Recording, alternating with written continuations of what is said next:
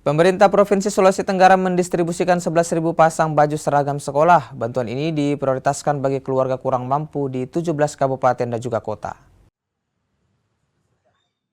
Bantuan 11.000 seragam sekolah gratis disalurkan Dinas Pendidikan dan Kebudayaan. Bantuan seragam sekolah disalurkan ke siswa SMA, SMK, dan SLB di 17 kabupaten dan kota di Sultra. Distribusi dilakukan melalui kantor cabang dinas sebelum diteruskan ke sekolah penerima. Syarat penerima bantuan memiliki surat keterangan tidak mampu yang dikeluarkan pemerintah desa atau kelurahan setempat.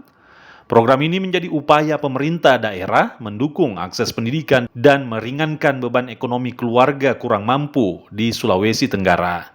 Ya, jadi kita berharap ini bisa tersebar ke 17 kabupaten kota. Tadi diserahkan kepada KCD. KCD nanti akan mendistribusikan ke sekolah karena KCD itu yang merupakan perwakilan kami di Dinas Pendidikan itu di daerah-daerah. Jadi KCD itu merupakan representasi Dinas Pendidikan yang ada di tingkat provinsi.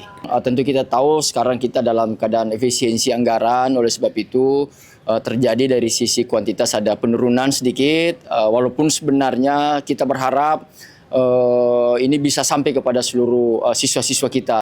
Penetapan penerima bantuan dilakukan melalui proses verifikasi secara berjenjang, mulai dari tingkat sekolah, kantor cabang dinas, hingga tim teknis Dinas Pendidikan dan Kebudayaan Sulawesi Tenggara.